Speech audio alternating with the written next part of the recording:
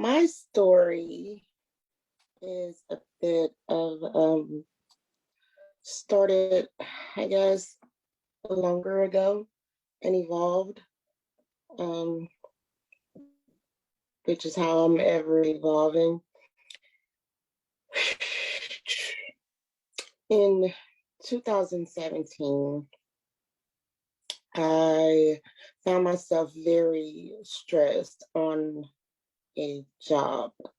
I finally landed a job at a agency I dreamed and hoped for, like, since getting before getting my degree. Um, but I was treated as if, even though I'm very making a lot of results, I didn't have the credibility because I didn't have the letters. So I worked extra hard and didn't take care of myself.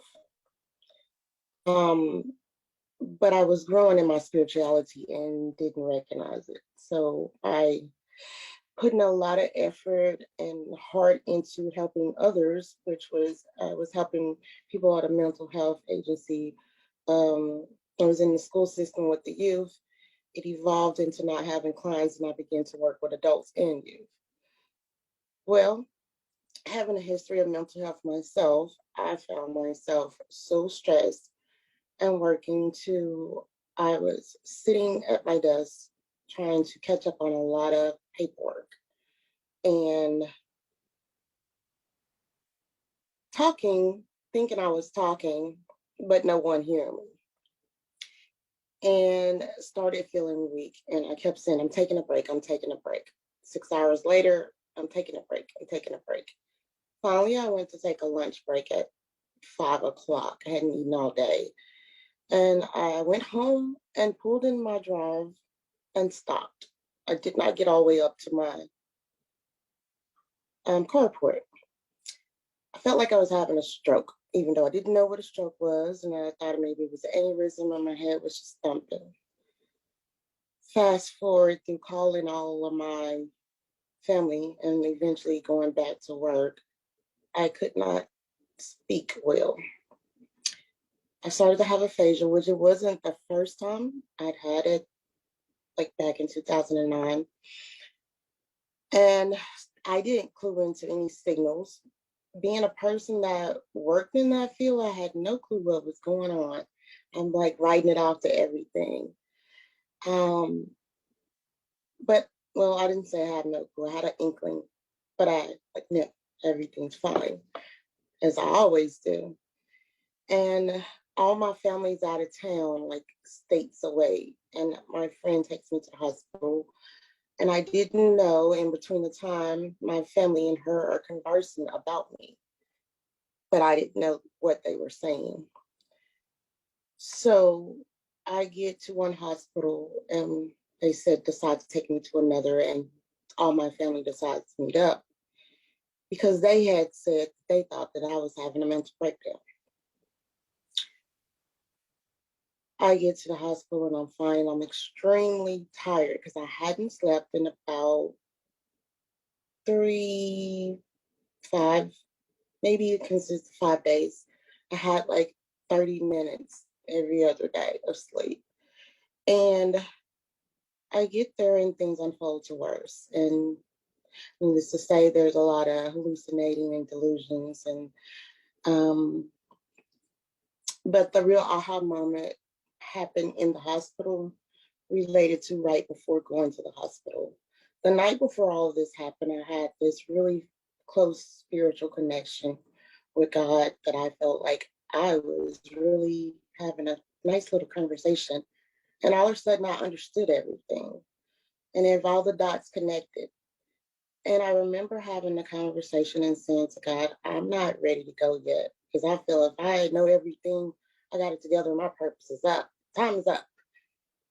And I made a statement and said, no, I don't know what you got planned, but I want to be a part of it. No matter what, can I please help? As I'm in the hospital a day later, going in and out, I realize and I say, this is what I asked for. I had experienced up until that point all different kind of mental symptoms. I had worked with all the different people, but never have I known what it was like to hear voices, to see things that to everybody else is not there until that day. And it was the most terrifying thing ever. But I knew I was okay because it was just something I was going through. And the thing is, I had support. And I remember crying, saying, what about the people who don't have people? And in the midst of so-called losing my mind, the real Mary came out. And I told the nurse, who was terrified of me, and she was this new girl. Um, it's funny to me, but not to her. And she's like telling me to get undressed and saying, put it in this paper sack, and it's a plastic bag. And she's shaking, and I said, it's okay. And she looked at me crazy. I said, you're new, aren't you? And she says, I said, it's okay. I'm not normally like this. And what I'm going to tell you now is that it's something that'll probably shock you and make you think I'm crazier. But I understand that you're new and you're probably terrified as shit. And I'm not going to hurt you. I'm not going to hurt anybody in here. If anything, I hurt myself from jumping all over the place. It's going to be okay. And my sister said to her, oh, this is the real Mary, the normal her. She has this gift, and that's how she is. She's not crazy. I took that with me. And as I got better, and of course, they put me in this little crazy house, I call it, where what it did for me was stop me from being busy and helping everybody else. And I had to take time for myself. I experienced a lot of anxiety from not being around my close support system. And then eventually, like, overtook the hospital and began to be coaching everybody there. So when I came home, I always prayed every day, but I decided that I would not pray because I was confused on spirits and everything that I was talking to. And I'm not going to tap into and use my gift and do any of that for days, for weeks. And then finally, I couldn't take it anymore. And after they finally changed medicines where I could dream again, I said, I'm back. And it took me about a couple more years I made the decision to say, and losing a job, that I'm going to be a life coach. This is what I was meant to be. This is my purpose. I have a mission to tell my story of the different things I went through, and I can help people. And I'm going to stop running from that. So I made that commitment back in 2019, and it's been elevation after elevation after elevation ever since. And I don't have any problems with any of so-called mental health issues anymore, or a lot of the different things that I was having, besides me purposely overeating or something like that. Um, so I decided that I'm going to live my life in exuberance.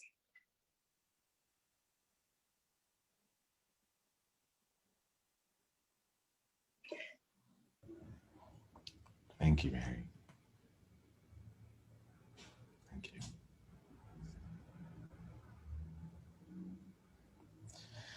Mary, I'm present right now. We're going to go to Fari in just a bit here, but if Fari would like to share, I'm present right now that before you came on, I shared that I would put up this figure here just to let people know, like, oh, we have 5 minutes. We're like use this to wrap up. I'm not necessarily sure if you were there towards that, so it wasn't necessarily that I was trying to cut off, but it was I did want to make sure that that I was honoring that part there. So.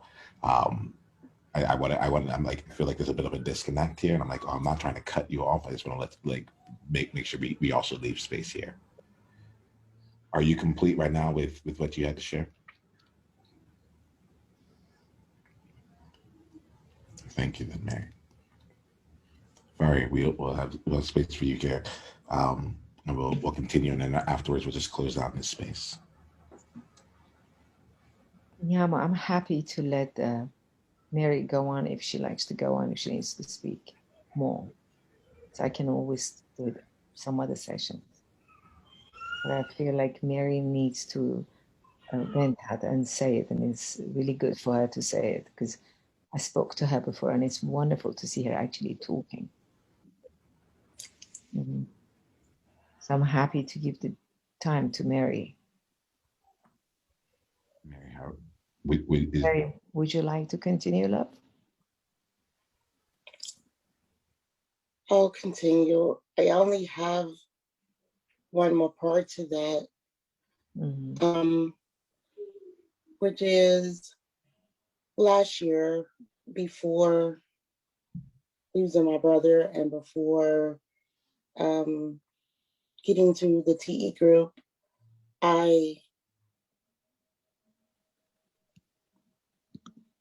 wasn't writing. I'm a very creative, and throughout all the different issues that I've had in life, I've always written. It was an escape for me. I thought it was me getting my freedom, but I realized I was just escaping. And I stopped writing for a very long time.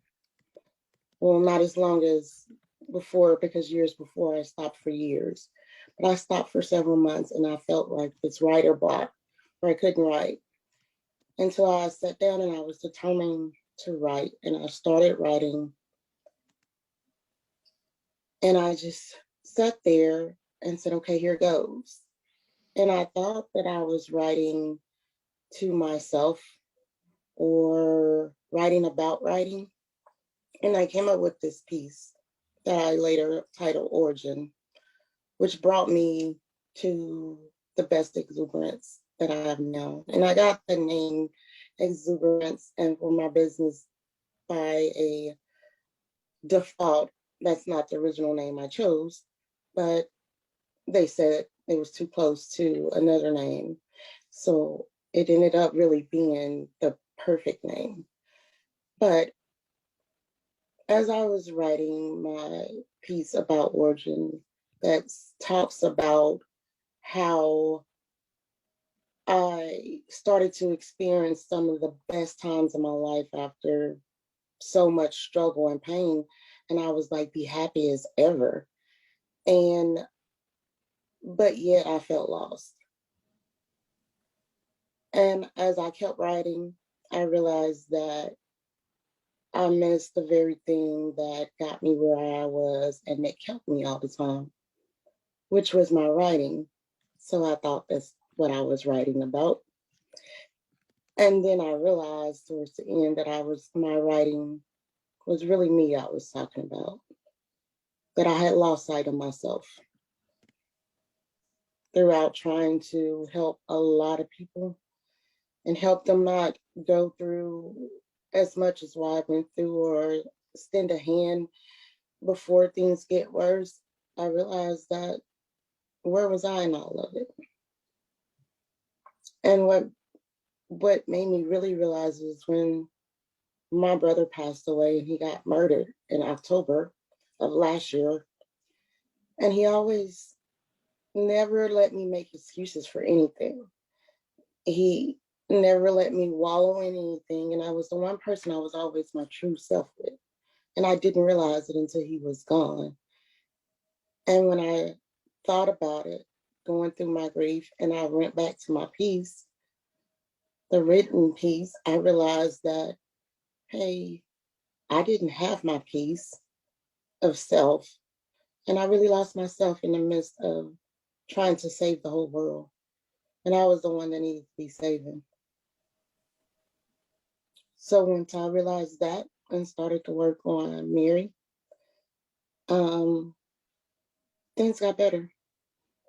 And I began to be more of that fearless person and fearless coach and step into my power and not just be a cheerleader for people, but really share my story, realize what I've actually lived, and don't stop giving a damn about what everybody else thinks about my story.